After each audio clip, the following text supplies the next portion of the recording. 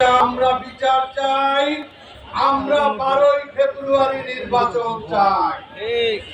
এই সংস্কার কিন্তু এই এক বছরে কি সংস্কার করেছেন জনগণ এখন পর্যন্ত তারা ধোঁয়াশার মধ্যে রয়েছে। আপনাদের সংস্কার করতে হবে এই সেনাবাহিনীর মধ্যে, আপনাদের সংস্কার করতে হবে পুলিশ বাহিনীর মধ্যে, আপনাদের সংস্কার করতে হবে পৃথিবীর মধ্যে, আপনাদের সংস্কার করতে হবে এই নৌবাহিনী বিমান বাহিনীর মধ্যে। আমরা দেখেছি ভারতের সেনাপ্রধান বলেছে আমাদের সাথে বাংলাদেশের সেনাপ্রধানের সাথে নিয়মিত যোগাযোগ আছে। কি যোগাযোগ আছে আপনাদের সাথে এটা আমাদেরকে বলতে হবে। আপনারা এখানে ঐক্যবদ্ধ হয়েছেন, আমাদের ঐক্যের মাপকাঠি হতে হবে ফ্যাসিবাদের বিরুদ্ধে, আমাদের ঐক্যের মাপকাঠি হতে হবে ভারতীয় আধিপত্যের বিরুদ্ধে, আমাদের ঐক্যবদ্ধ হতে হবে জাতীয়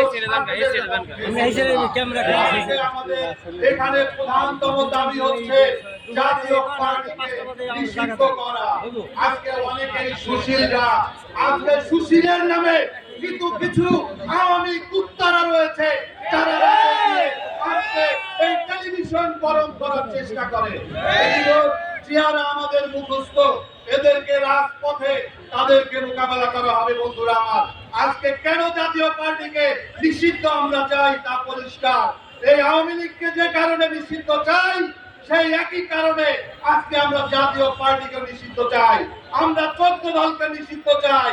আপনাদের মনে আছে এই আনিসুল ইসলাম মাহমুদ পানি মন্ত্রী ছিল খুনি হাসিনার সরকারে।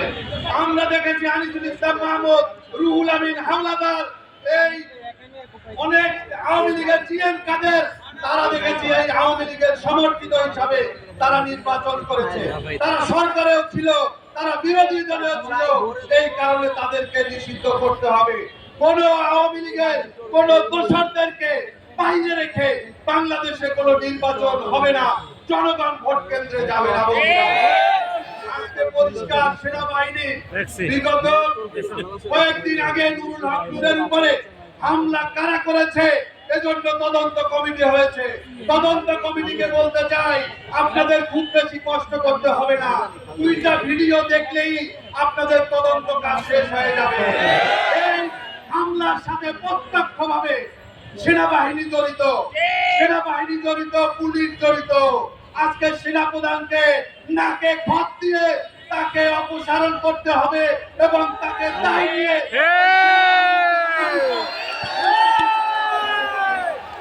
আমরা দেখেছি পুলিশের লালগেঞ্জিওয়ালাকে এখন পর্যন্ত সাসপেন্ড করা হয় না। এখন পর্যন্ত তারা কি কাজ করছে, কেন তাদেরকে এখন পর্যন্ত গ্রেফতার করা হয় নাই? এই নুরুল হক নূরের উপরে হামলা শুধুমাত্র নূরের উপরে হামলা নয়, বাংলাদেশের ফ্যাসিবাদী সমস্ত শক্তির উপরে হামলা। তাই আমরা ঐক্যবদ্ধ হয়েছি। আপনাদের সবাইকে ধন্যবাদ। দেখা হবে রাজপথে, কথা হবে স্লোগানে।